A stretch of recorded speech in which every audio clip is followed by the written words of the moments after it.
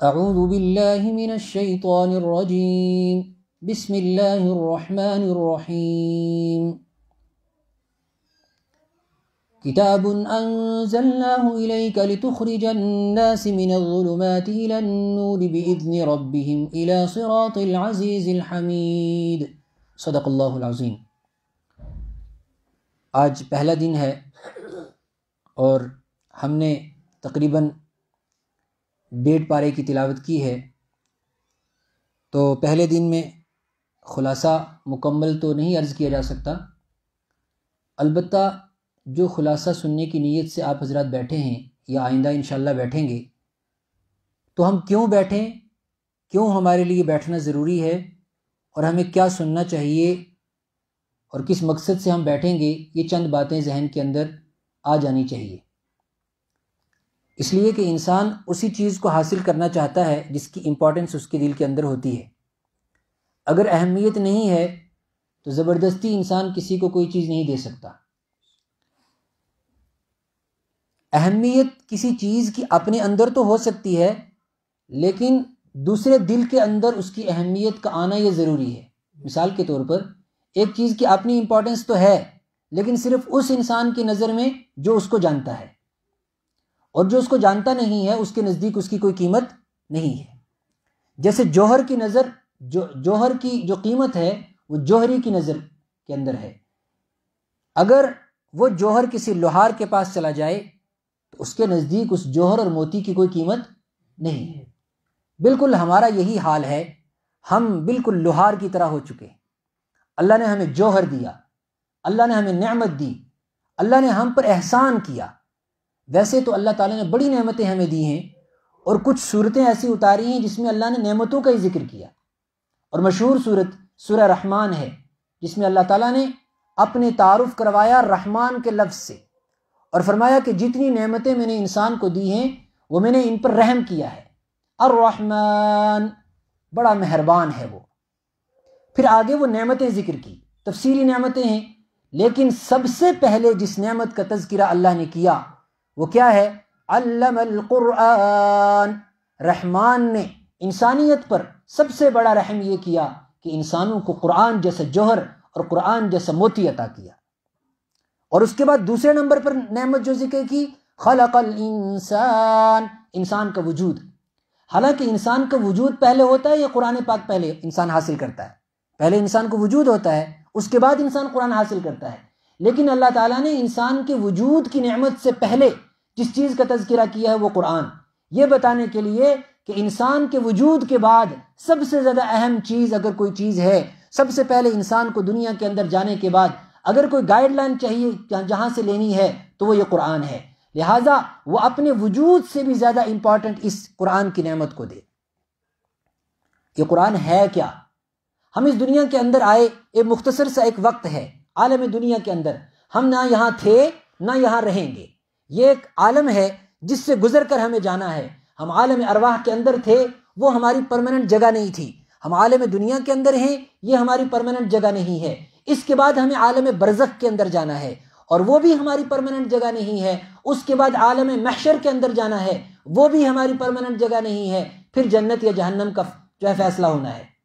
لیکن اس دنیا کے اندر جب اللہ نے ہمیں بھیجا تو اس دنیا کے اندر بڑی تاریکیاں ہیں، بڑے اندھیرے ہیں، بے حیائی کے اندھیرے، فحاشیت اور عریانیت کے اندھیرے، بے دینی کے اندھیرے، شرک کے اندھیرے اور مختلف گناہوں کے اندھیرے، اللہ سے دوریوں کے اندھیرے، ایسے اندھیرے کہ کچھ لوگوں کو تو ایسے اندھیرے ملیں گے جس کو قرآن پاک نے تذکرہ فرمایا اندھیریوں کی بوچھاڑ ہوگی، ایسی اندھیریاں ہوں گی، او کظلمات فی بحر لج یغشاہ موج من فوقہ سحاب۔ قرآن پاک میں فرمایا ایسی اندھیریاں ہوں گی دنیا کے اندر، اور جو قیامت قریب آتی جائے گی وہ اندھیرے اور زیادہ بڑھتے جائیں گے۔ کتنے اندھیرے؟ فرمایا ایسے اندھیرے جیسے کہ سمندر کی تہ کے اندر اندھیرا، اور سمندر کی تہ کے اندھیرا بھی نہیں، فی بحر لجین، سمندر کے اندر جو گہرائی والی جگہ ہے اس کے اندر کتنا اندھیرا ہوگا، ویسا اندھیرا۔ فرمایا نہیں، اتنا بھی نہیں، فی بحر لجین یغشاہ موج، وہ جگہ جو سمندر کی گہرائی کے اندر ہے اس میں آلریڈی اندھیرا ہے، پھر اس کو سمندر کی موجیں اس کو ڈھانپ لیں، سمندر کی لہریں اس کو ڈھانپ لیں تو ڈبل اندھیرا ہو جائے گا۔ یہ قرآن پاک کی آیت ہے۔ فرمایا اتنا ہی نہیں، موج من فوقہ سحاب، اس موجوں کا اندھیرا بھی نہیں بلکہ اس سے زیادہ سمندر کی موجوں کے اوپر آ کر کالے بادل چھا جائیں، اتنا اندھیرا۔ موج من فوقہ سحاب، کیسا اندھیرا؟ ظلمات بعضها فوق بعض، اندھیروں کے اوپر اندھیرے، اندھیروں کے اوپر اندھیرے۔ ویسے تو قرآن نے یہ مثال سے سمجھایا، لیکن یہ حقیقت ہے۔ آج ایسے اندھیرے ہیں، پتہ نہیں چلتا اس اندھیرے میں انسان کب مرتد ہو جاتا ہے، پتہ نہیں چلتا اس اندھیرے میں انسان کب ایتھیسٹ بن جاتا ہے، پتہ نہیں چلتا اس اندھیرے میں انسان کب کافر اور فاسق بن جاتا ہے، اس امت سے نکل جاتا ہے، ایمان کو کھو بیٹھتا ہے، لیکن اس کو اس بات کا احساس نہیں ہوتا۔ کیوں؟ اس لیے نہیں ہوتا کہ وہ اندھیرے کو اصل سمجھتا ہے۔ اندھیرے سے نکلنے کے لیے جو روشنی اللہ نے عطا کی تھی وہ اس کے آس پاس بھی نہیں آتی۔ اور وہ روشنی کیا ہے؟ میں نے آیت پڑھی آپ کے سامنے، کتاب، یہ ایک عظیم کتاب ہے، انزلناہ الیک، اے میرے محبوب صلی اللہ علیہ وسلم، یہ کتاب ہم نے آپ کو عطا کی ہے۔ کیوں؟ لتخرج الناس من الظلمات الی النور، تاکہ آپ لوگوں کو ان اندھیروں سے نکالیں اور روشنی کی طرف لے کر آئیں۔ یہ روشنی اس کتاب کے علاوہ دنیا میں کسی جگہ نہیں ملتی۔ جو اس کتاب سے محروم رہا وہ اس روشنی سے محروم رہا۔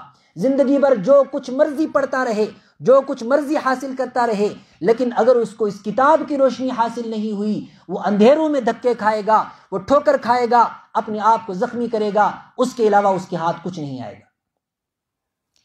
اور اوپر سے بیمار، ایک تو اندھیرا، اوپر سے بیمار، آنکھوں کا اندھا، دل کا اندھا۔ تو وہ انسان جو اندھیرے میں چلا جائے، آنکھوں کا بھی اندھا ہو، اسے کیا نظر آئے گا؟ اور میں بیمار کیوں کہہ رہا ہوں؟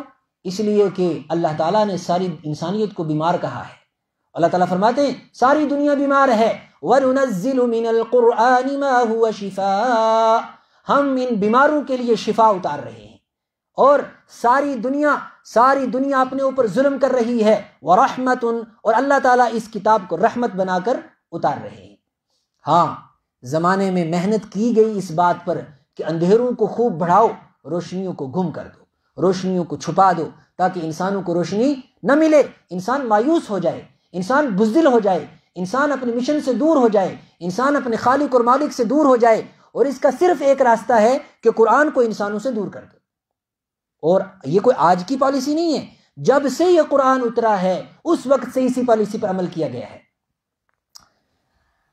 وقال الذین کفروا، کافر کہتے ہیں، لا تسمعوا لهذا القرآن، میں بس آج یہی عرض کروں گا کہ یہ قرآن کتنا امپورٹنٹ ہے ہمارے لیے۔ وقال الذین کفروا، اور کافر کہتے ہیں، لا تسمعوا لهذا القرآن، یہ قرآن نہیں سننا، یہ قرآن نہیں سننا۔ بھئی ہمیں کوئی کہتا ہے آ کے، ہمارے گھر میں کوئی غیر مسلم آ کے ہم سے کہتا ہے قرآن نہیں سننا؟ کبھی نہیں کہتا۔ پھر قرآن کیوں کہہ رہا ہے یہ بات؟ وقال الذین کفروا، کہتے نہیں، کفار، فساق اور فجار، اللہ کے دشمن، دین کے دشمن، یہ مشن چلاتے ہیں، ایسی سازشیں کرتے ہیں کہ انسانیت سے قرآن کو دور کر دیا جائے، اس کے مقابلے میں ایسا کلچر لے کے آیا جائے، اس کے مقابلے میں ایسی تہذیب لے کر آیا جائے، اس کے مقابلے میں ایسی تعلیم لے کر آیا جائے کہ انسان چاہیں بھی تو اس قرآن سے دور ہو جائے۔ میں قرآن پاک کی صرف آیتیں پڑھوں گا، اپنی طرف سے جو بات ہوتی ہے اس میں اثر نہیں ہوتا۔ وقال الذین کفروا، کافروں نے یہ کمپین چلائی ہے، لا تسمعوا لهذا القرآن، یہ قرآن نہیں سننا۔ اور اگر کوئی سنانے والا سنانے لگ جائے یا سننے والے شوق دکھا کر بیٹھ جائیں تو پھر کیا کرو؟ والغوا فیہ، اور کیسے انسان کو دور کرو؟ فرمایا ایسا کرو، ہنگامے کی چیزیں لے کر آؤ، شور شرابے کی چیزیں لے کر آؤ، اور ایسی چیزیں لے کر آؤ جو قرآن سے ہٹا کر انسانوں کو اپنی طرف اٹریکٹ کریں، اور میوزک کو عام کرو، گانے بجانے کو عام کرو، کلچر کے نام پر بے حیائی کو عام کرو، تاکہ دنیا اس کی طرف متوجہ ہو اور قرآن کو چھوڑ دے۔ وقال الذین کفروا لا تسمعوا لهذا القرآن والغوا فیہ، انہوں نے قرآن کے مقابلے میں ایسی تعلیمات کو کیوں پیش کیا؟ لعلکم تغلبون، تاکہ تم جیت جاؤ۔ وہ اپنے آپ کو جیتنا چاہتے ہیں اور امت کو ہرانا چاہتے ہیں۔ وہ جانتے ہیں جو امت اس قرآن کی روشنی سے محروم ہوگی وہ ہار جائے گی۔ مکہ کے اندر بھی یہی ہوا۔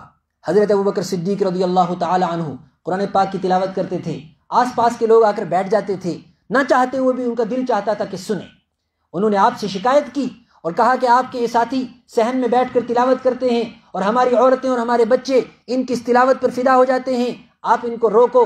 حضرت ابوبکر صدیق رضی اللہ تعالیٰ عنہ اپنے صحن میں بیٹھ کر قرآن پاک کی تلاوت کرتے تھے۔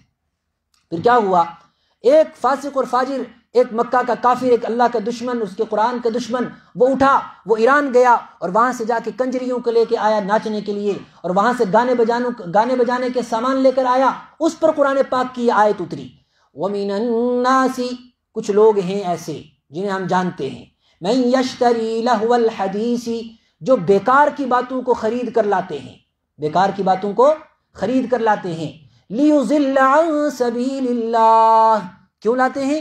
اس لیے تاکہ اللہ کے راستے سے دور کریں اور قرآن سے انسانوں کو دور کریں۔ شاید بات سمجھ آئی ہو، ایسی چیزوں کو، ایسے انسٹرومنٹس کو ہمارے گھروں کے اندر داخل کیا گیا، اسی آیت کی روشنی میں معلوم ہوتا ہے۔ ایسے انسٹرومنٹس کو، اس وقت تو وہ کچھ اور لے کے آیا ہوگا، آج کی دنیا موبائل لے کر آئی، آج کی دنیا فلمیں لے کر آئی، آج کی دنیا جو ہے بے حیائی کے سامان لے کر آئی، اور اس وقت اس نے اپنے طور پر لایا۔ آج کی دنیا نے کچھ ترقی کی ہے، اپنے طور پر لایا ہے، لیکن فارمولہ ایک ہی ہے، لہو الحدیث، بیکار کی باتوں میں اپنی انسانوں کو اور امت کے نوجوانوں کو لگا دو تاکہ وہ قرآن نہ سیکھ سکے۔ ان کے پاس وقت ہی نہ بچے قرآن سیکھنے کے لیے۔ وقت ہے کیمسٹری پڑھنے کے لیے، سائنس پڑھنے کے لیے، بایو پڑھنے کے لیے، سب چیزوں کے لیے وقت ہے، لیکن ان کا ایسا ذہن بنا دو کہ وہ قرآن نہ سیکھ سکے، اس لیے کہ وہاں سے روشنی حاصل ہوگی۔ تو میرے بھائیو، یہ قرآن ایک عظیم نعمت ہے، اگر ہم لوگوں نے اس کی قدر نہیں کی تو قرآن پاک نے ہم سے سوال کیے ہیں۔ قرآن پاک نے پوچھا ہے، اَفَبِهَذَا الْحَدِيثِ أَنْتُمْ مُدْهِنُونَ، تمہیں کیا ہو گیا؟ اَفَبِهَذَا الْحَدِيثِ، کیا اس کتاب کو، اس قرآن کو، أَنْتُمْ مُدْهِنُونَ، تم اس کو ہلکا سمجھتے ہو؟ تمہیں یہ بات سوچتے ہوئے شرم نہیں آتی؟ اَفَبِهَذَا الْحَدِيثِ أَنْتُمْ مُدْهِنُونَ، مدہنون کہتے ہیں بس ایسے ہی اس کو اگنور کر دینا، ہلکا سمجھنا، کیا اس میں اچھا تلاوت کرنی ہے، تلاوت تو کر دیں گے، رمضان آئے گا تو۔ نہیں، یہ کتاب تلاوت نہیں ہے، یہ کتاب ہدایت ہے۔ ذالک الکتاب لا ریب فیہ ھدی للمتقین، یہ تو انسانوں کو راہ دکھاتی ہے۔ جس انسان نے اس کی راہ نہیں دیکھی اور اپنی راہ پر چلا، اضل اعمالہم، اللہ ان کے اعمال کو برباد کر دے گا، اس کو کوئی راہ نہیں مل سکتی قرآن کے علاوہ۔ اور پھر قرآن پاک نے پوچھا، اچھا ٹھیک ہے، تمہارے پاس کچھ اور ڈگریاں ہیں، تمہارے پاس کچھ اور کتابیں ہیں ایسی جو تمہیں اس قرآن کے مقابلے میں اچھی لگتی ہیں؟ تو 29ویں پارے کی آخری آیت، فَبِأَيِّ حَدِيثٍ بَعْدَهُ يُؤْمِنُونَ، تو لاؤ اللہ کو بھی بتاؤ تم کیا ایسا پڑھتے ہو جو اس قرآن کے مقابلے میں تمہیں اچھا لگتا ہے۔ فَبِأَيِّ حَدِيثٍ، کون سی کتاب پر، بَعْدَهُ، اس کتاب کو چھوڑ کر، یؤمنون، فَبِأَيِّ حَدِيثٍ بَعْدَهُ یؤمنون، یہ لوگ کون سی اور کتاب کو مانیں گے، کون سی اور کتاب کو پڑھیں گے؟ آج کے انسان سے اگر پوچھا جائے، وہ 10 نام لے گا، یہ کتاب پڑھتا ہوں صبح سے شام تک، پھر یہ پڑھاتا ہوں، اسی میں زندگی کھپا دی ہے اور قرآن نہ حاصل کیا۔ کیوں؟ صرف اس وجہ سے کہ ہماری لینگویج نہیں تھی، صرف اس وجہ سے کہ ہماری لینگویج نہیں تھی۔ تو کیا اللہ تعالیٰ یہ نہیں پوچھے گا، تم نے جو سائنس پڑھی، تم نے جو کیمسٹری پڑھی، تم نے جو بایو پڑھی، کیا وہ کشمیری میں اتری؟ کیا وہ گوجری میں اتری؟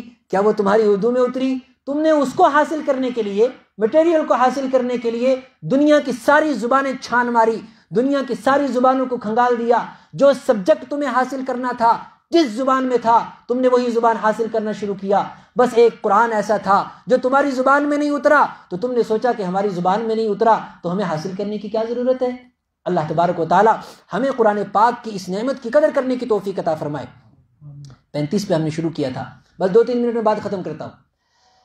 میرے بھائیو، اگر ہم نہ جاگے، اگر ہم نے اپنی نسلوں تک یہ کتاب نہ پہنچائی، اگر ہم نے خود اس کو اپنی زندگی کے اندر نہیں اتارا، اگر نہیں حاصل کیا، تو یاد رکھو ایک دن ایسا آنے والا ہے جس دن ہم ہوں گے، ہمارا گریبان ہوگا، اور میرے اور آپ کے آقا جناب محمد عربی صلی اللہ علیہ وسلم اس گریبان کو پکڑیں گے اور ہمیں ظالم شمار کیا جائے گا، ایسا ظالم جو اپنے ہاتھوں کو کاٹے گا اور کاٹتا چلا جائے گا، پورا بازو کھا جائے گا اور اسے اس بات کا احساس نہیں ہوگا۔ ایسا ظالم شمار کیا جائے گا اس کتاب کو اگنور کرنے والوں کو۔ 19ویں پارے کی آیت ہے، وَيَوْمَ يَعَضُّ الظَّالِمُ عَلَى يَدَيْهِ، او لوگو تم ظالم شمار کیے جاؤ گے اور ظالم اپنا ہاتھ کاٹنا شروع کرے گا اور یہاں تک اپنا ہاتھ کاٹ ڈالے گا۔ کیوں؟ وَيَقُولُ، اس وقت کیا افسوس کرے گا ہاتھ کاٹتے کاٹتے، فرمایا یقول، وہ کہے گا یا لیتنی، ہائے میری بدبختی، یا لیتنی لم اتخذ فلانا خلیلا، میں نے فلانے سے کیوں دوستی لگائی؟ اس کو تو خود قرآن نہیں آتا تھا، وہ تو مجھے بھی قرآن سے دور کر بیٹھا۔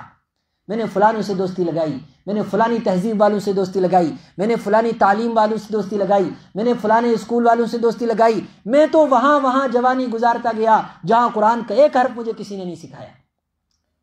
خود کہہ رہا ہے، یہ میں نہیں کہتا۔ لقد اضلنی عن الذکر، 19ویں پارے کی اور پہلے صفحے میں، لقد اضلنی، وہ جو میرے دوست تھے، وہ جو میرے استاذ تھے، وہ جو میرے رشتہ دار تھے، وہ جو میرے پیرنٹس تھے، لقد اضلنی، انہوں نے مجھے گمراہ کر دیا، دور کر دیا، عن الذکر، کس سے؟ اور ذکر سے مراد قرآن پاک، ذکر سے مراد انا نحن نزلنا الذکر، ہم نے ذکر اتارا۔ فرمایا لقد اضلنی عن الذکر، میں ان لوگوں میں زندگی گزار کے آیا ہوں جنہوں نے مجھے اس ذکر سے دور کر دیا۔ لقد اضلنی عن الذکر بعد اذ جاءنی وکان الشیطان للانسان خذولا، حقیقت یہ ہے کہ شیطان تو انسان کو رسوا کر بیٹھتا ہے۔ اگلی آیت جو مجھے آپ کو سنانی ہے وہ ہے وقال الرسول، اب آئیں گے رسول پاک صلی اللہ علیہ وسلم، جن کی سفارش کے ہم منتظر، جن کی سفارش کے ہم منتظر، پیاس نے پریشان کیا، حوض کوثر پر پانی پینے کے محتاج، ایک ایک قطرے کو ترستے ہوئے وہاں پہنچیں گے، اور ادھر رسول پاک صلی اللہ علیہ وسلم کھڑے ہیں، ادھر یہ قرآن کھڑا ہے، اور رسول پاک صلی اللہ علیہ وسلم کہہ رہے ہیں یا ربی، یا رب، آپ انداز دیکھیے کیا ہے، یا ربی، یہ شکایت بھی ہے، دراصل شکایت کے ساتھ ساتھ قرآن پاک کی اس آیت کا انداز بتاتا ہے کہ دکھ کا اظہار بھی ہے، دکھ کا اظہار بھی ہے۔ یا ربی، اے میرے رب، کون کہہ رہے ہیں؟ رسول پاک صلی اللہ علیہ وسلم، یا ربی، اے میرے رب، ان قومی، یہ ہے میری قوم، دیکھو ان کی شکلیں، یا قومی، یہ ہے میری قوم، اتخذوا ھذا القرآن مہجورا، انہوں نے قرآن کو پیٹھ پیچھے ڈال دیا تھا، قرآن کو چھوڑ دیا تھا انہوں نے۔ اور ھذا القرآن کا مطلب کیا ہے؟ اس قرآن کو، اس قرآن کا مطلب کیا ہے؟ اس قرآن کا مطلب یہ ہے گویا کہ یہ قرآن وہاں خود موجود ہوگا، جو خود اپنے لیے اپنا کیس لڑ رہا ہوگا اور اپنے رب کے سامنے کہہ رہا ہوگا انہوں نے میرے ساتھ زیادتی کی اور انہوں نے مجھے اپنی زندگی سے نکال دیا۔ وقال الرسول یا ربی ان قوم اتخذوا ھذا القرآن مہجورا، انہوں نے اس قرآن کو، اس کتاب کو پس پشت ڈال دیا۔ تو میرے بھائیوں، یہ باتیں چند میں نے عرض کی قرآن سے متعلق صرف اس لیے تاکہ ہمیں احساس ہو کہ ہم سے کون سی دولت چھٹی ہوئی ہے۔ ظاہر سی بات ہے کہ رمضان کے مہینے کے اندر 10 منٹ بیٹھ کر ہم قرآن نہیں سیکھ سکتے، لیکن کم سے کم ایک جذبہ اپنا بیدار کر سکتے ہیں کہ ہم سے کیا چھٹا ہوا ہے، اور ہمیں کیسے کچھ نہ کچھ کر کے اپنی نسلوں تک، اگر خود کی عمر نکل گئی نہیں سیکھ سکتے، کم سے کم آئندہ آنے والی نسلوں تک اس قرآن کی روح کو پہنچایا جائے، اس لیے کہ آئندہ آنے والے زمانے میں جو قرآن سے محروم ہوگا وہ ایمان سے محروم ہوگا، ایمان سے محروم ہوگا۔ اللہ تبارک و تعالی ہمیں بھی قرآن پاک کو سمجھنے کی توفیق عطا فرمائے اور ہماری نسلوں کو بھی قرآن پاک سمجھنے کی توفیق عطا فرمائے۔ ترتیب یہ رہے گی کہ مختصر اوقات کے اندر، ایک تو صبح کے وقت میں انشاءاللہ کچھ سلیکٹڈ صورت جو ہے ہم کریں گے تھوڑی 10 منٹ کے لیے، اور اگر ممکن ہوا تو اس وقت جو ہم پارہ پڑھیں گے اس کی متعدد کچھ آیتیں، ان کا خلاصہ اور ان کا ایک عمومی پیغام ذکر کر دیا جائے گا۔ اللہ تبارک